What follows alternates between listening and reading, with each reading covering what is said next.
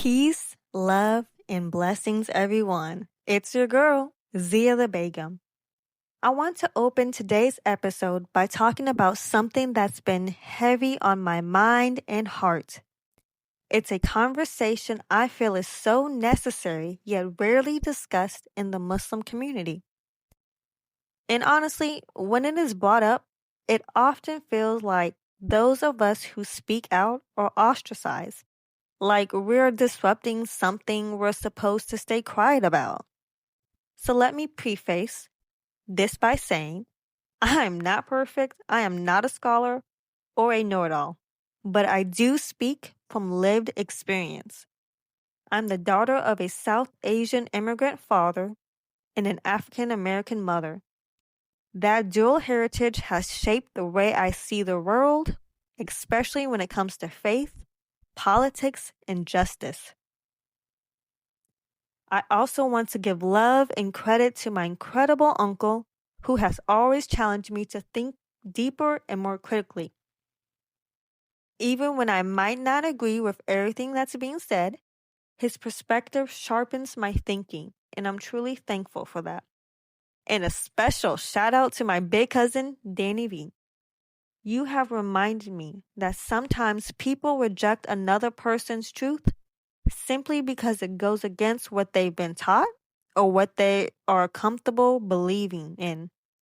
But that doesn't make that truth any less real.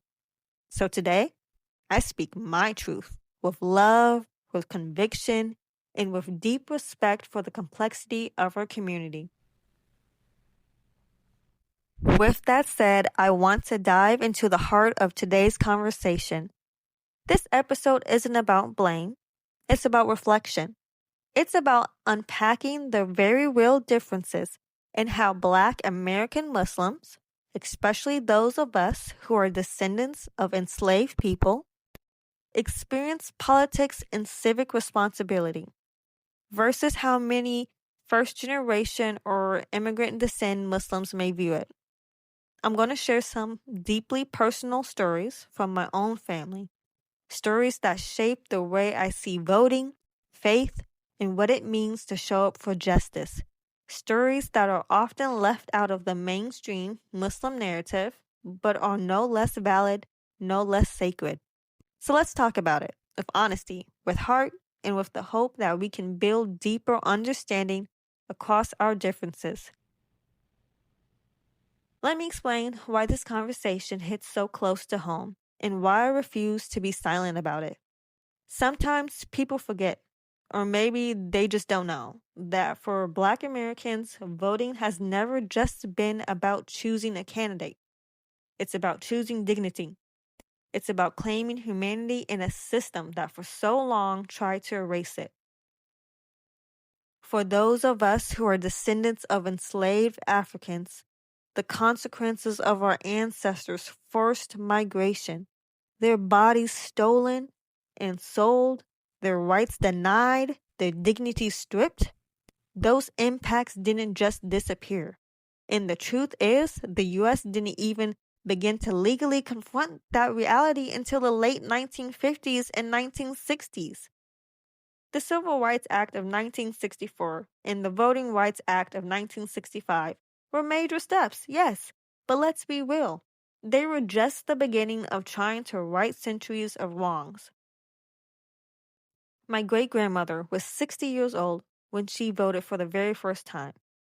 My grandmother lived through Bloody Sunday and has carried that trauma for the rest of her life.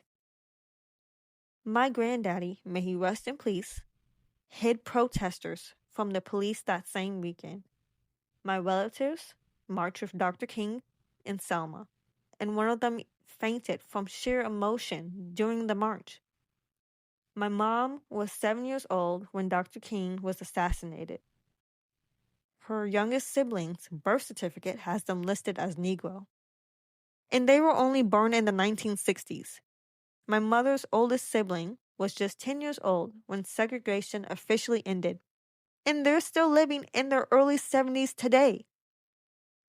They remember what it felt like to see whites only sign, to walk past a water fountain they couldn't drink from. That memory is not some far-off history. It's family. It's a living memory. That's why voting for me isn't optional.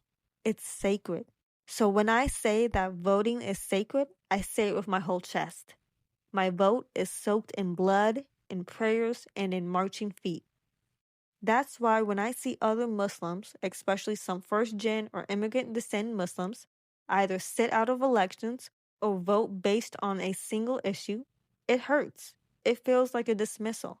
And yeah, I've been looked at sideways for my choice to vote in the past election, but I'm not ashamed. Because while some had the privilege to migrate here by choice, my ancestors didn't. And even today, much of what immigrant communities enjoy, access, opportunity, protections under civil rights laws, they benefit from because Black Americans fought for it, often with their lives. And that includes voting rights.